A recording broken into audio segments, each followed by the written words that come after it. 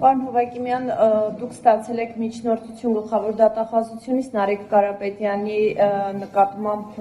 քրեական հետապնդում հարուցելու եւ նրան կալանավորելու վերաբերյալ, ըստ էության այս պահին արդեն պատգամավոր է Նարեկ Կարապետյանը, արդյոք ձեր մարմինը իրավունք ունի, լիազորություն ունի քննելու նրա Հարգելի օպերատորներ, խնդրում եմ կենտրոնական դրական հանձնաժողովի նիստերի դահլիճի գույքը չվնասել։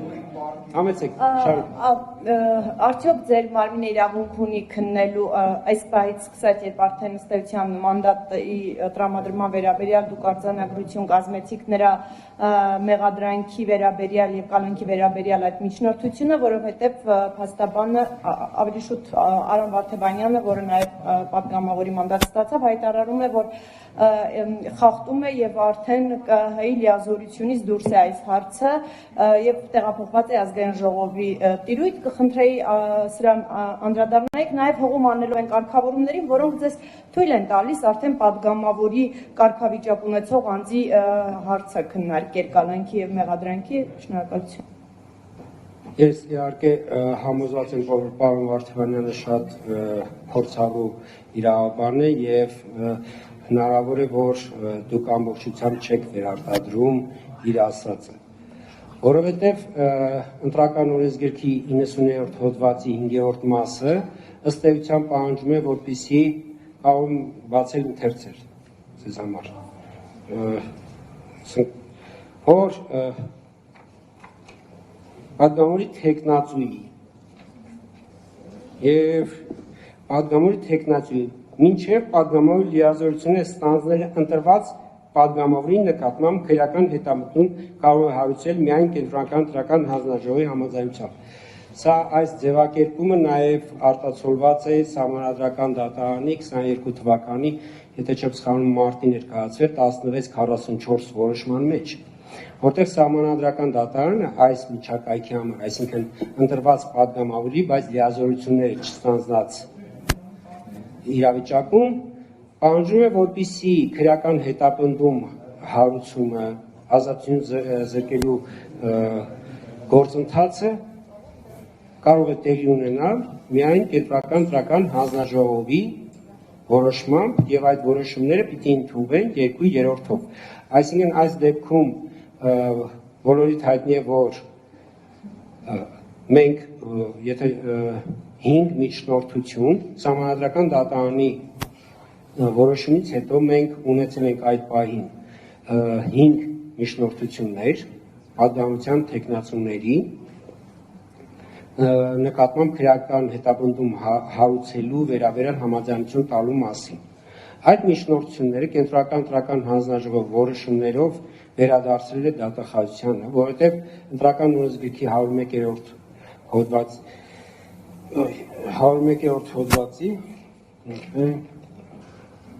91-րդ հոդվածի ասեմ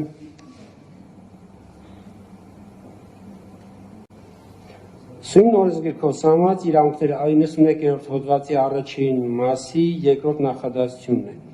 Իրավունքները եւ պարտականությունները պատգամավորի թեկնածուի վրա տարածում են մինչեւ ազգային ժողովի ընտրվելու մասին կենտրոնական դրական հանձնաժողովի որոշման վիճակման համար սահմանված ժամկետի ավարտը, իսկ այդ որոշման վիճակման դեպքում մինչեւ Սահմանադրական դատարանի որոշում ընդունելը։ Այսինքն պատգամավորի թեկնածուների կարգավիճակը Սահմանադրական դատարանի որոշումից հետո դադարում է, բայց մանդատների բաշխմանը մասնակցող քաղաքական ուժերի ցուցակներում ընտրված պատգամավոր թեկնածուները հնարավոր մինչև այս պահը հնարավորություն ունեին, ասենք, կամ ճանաչվելու ընտրված պատգամավոր, կամ եթե, ասենք, իրենց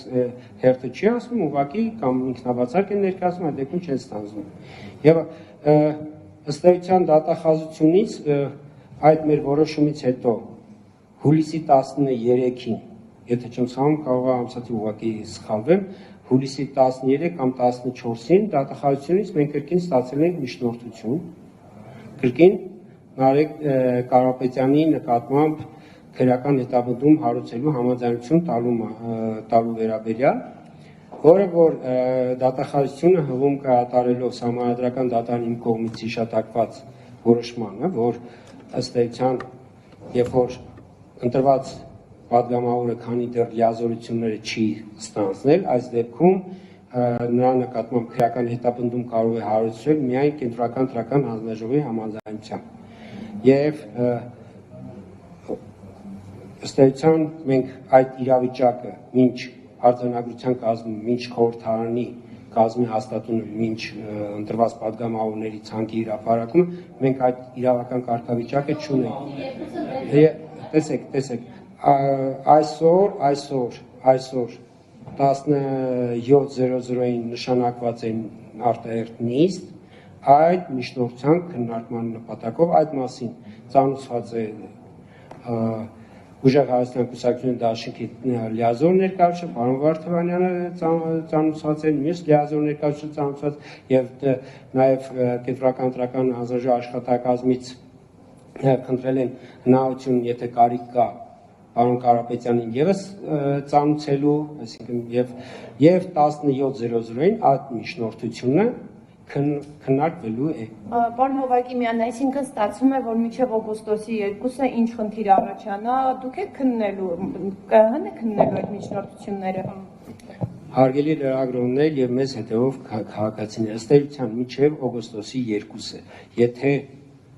արձանագրությունում ընտրված պատգամավորներից որևէ մեկի հետ կապված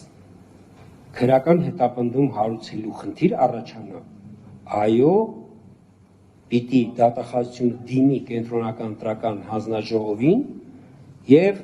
համաձայնություն ստանա, այնուհետեւ նոր քրեական հետապնդումը հարուցի, եթե չստանա համաձայնությունը, չի կարող այդ քրեական հետապնդումը հարուցել։ Օգոստոսի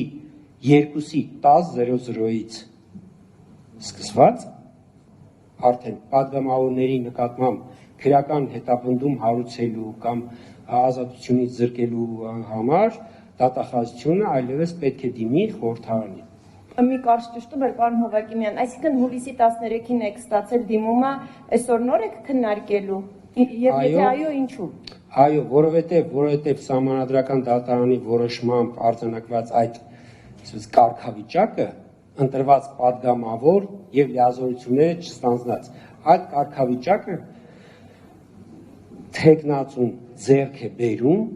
միայն կենտրոնական ընտրական հանձնաժողովի կողմից ընտրված պատգամավորների մանդատները, այսինքն արձանագրության կազմելու եւ մանդատներ հանձնելուց հետո։ Այսինքն այն արձանագրությունը, որ մենք կազմեցինք, մինչեւ այդ արձանագրության պահը թեկնածուները ըստ էության այսպես թեկնածու որպես այդպիսին, այսինքն նախկին ընտրական օրենսգրքով տրված իրավունքներ եւ պարտականություններ չունեն, որտեղ ինչպես ներկայացի 91-րդ հոդվածը ընտրական օրենսգիրքը ասում է, որ մինչև սահմանադրական դատարանի որոշումը այդ իրավունքները պարտականությունները ունեն, բայց որպեսզի թեկնածուի կարգավիճակը փոխվի եւ ինքը լինի ընտրված, բայց լիազորությունները չստանձնած պատգամավոր, այս արձանագրությունից հետո, այսինքն այս ժամանակահատվածն է, որ ստացվում է հուլիսի 21-ից այս պահից մինչև օգոստոսի 2-ի 10:00-ն է, որ արձանագրությունում ընդգրկված ընտրված պատգամավորները ունեն ընտրված, բայց լիազորություններ չստացված պատգամավորի կարգավիճակ։ Պարոն Հովակիմյան,